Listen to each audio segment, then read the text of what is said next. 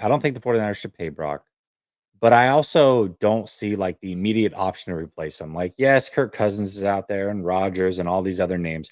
I'm good. Like, he's a good quarterback, and especially at the salary he's on, figure out exactly what he is, then figure out if you want to pay him or not. However, today, the Minnesota Vikings, it came out that they probably are going to keep Sam Darnold.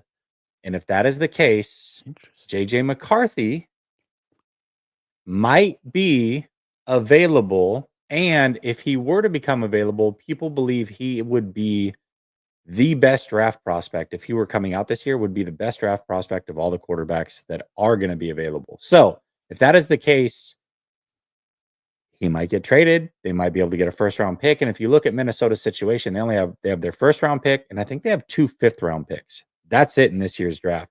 So they might be willing to talk McCarthy with other teams. And if that is the case, why not kick the tires on trading the 11th pick for McCarthy, trading Purdy, probably not for a first because the team's going to have to pay him a ton of money. But let's say the Raiders, the Saints, somebody like that. Did you say trade Purdy? Second round pick. Yes. I did not expect you to say that. Pick. Only in this scenario. Only in this scenario. My respect for you just went way up. I had no idea. And I already respected you like a 99 out of 100. Wow. Now it's a 101 out of 100.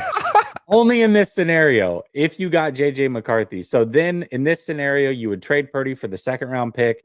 Then you would have 2 picks in the top, like 35-ish, 40-ish, whatever.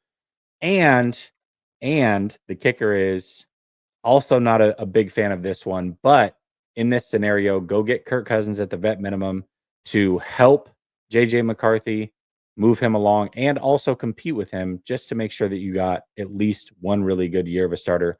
The reason I like this is not because JJ McCarthy is going to be better than Brock. We don't know that. But what I can say is if JJ McCarthy is 85% of Brock at worst, which I think he definitely can be that, and you can reset the clock on big time money for a quarterback, that is worth it. It's not, to me, the question is not, okay, replacing Brock and who are you going to find better? No. It's replacing Brock, finding somebody that's as 85% as good as Brock, but way cheaper than Brock and what he's going to be, and building the team around him to be great, much like you did with Brock initially, much like you did with Jimmy Garoppolo. Jimmy Garoppolo is maybe 85% as good as what Brock is, and they were able to win with him. So why not JJ McCarthy if you reset the clock?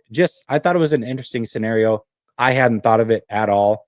And David ran that one by me. I was like, I'm intrigued. I'm very intrigued by this. I think I absolutely love the idea.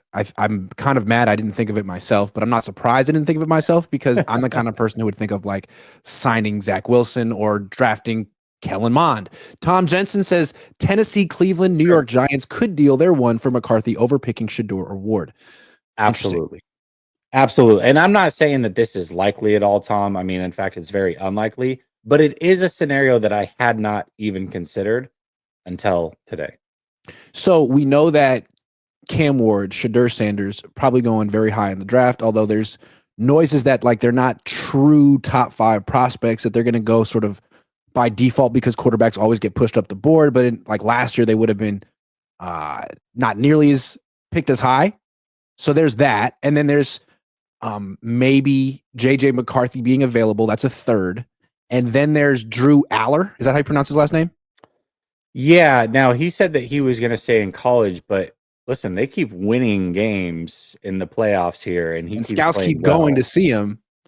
He may come out. And that would be helpful in this scenario as well. So you're telling me that there's a possibility, perhaps an increasing possibility as the days go by, that the Niners could spend that 11th pick on a quarterback?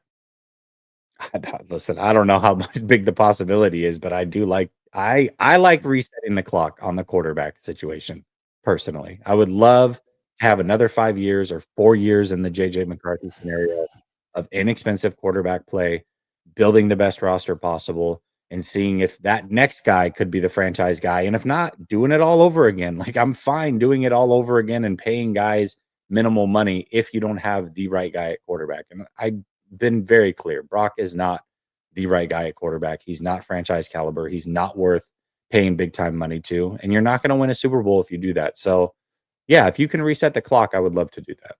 Now he's coming off a torn ACL, correct? Yeah, I think it's an ACL. Yep. But that's not necessarily like a career debilitating injury for a quarterback. What's nice about McCarthy, and I'm sure you can speak about him at with more detail, but played for Harbaugh, played in a pro style offense.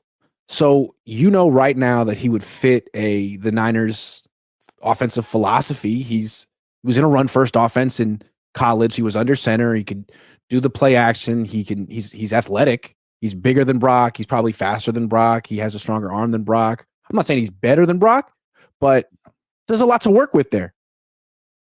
Yeah, and I'm not saying he will be better than Brock, but I am pretty confident he can be in this offense 85% of what Brock is, and that's all you need at that price. At that price, that's all you need. You're not asking him to be better than Brock, especially not right away. And there's no guarantee he's great. That's really not the point. The point is, can you reset the clock? And can maybe JJ McCarthy end up being the guy? Sure. I'm not saying he will be, but I'm pretty confident Brock is not the guy. So if you don't have the guy, you've always got to be searching for the guy. And if in 4 years, JJ's not the guy, that's fine. Do the same thing with him that you're doing with Brock. Just keep resetting the clock. And it's like, I know people will be like, well, you can't trade Brock because you win with Brock. No, you don't. You literally don't. I mean, he's 6-10 in his last 16 games.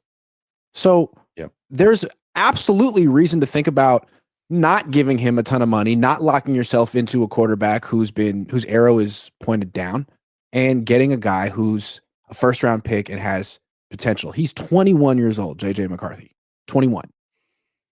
I mean, you know what? I'm sold. This is what I want to happen. I want JJ McCarthy on the 49ers.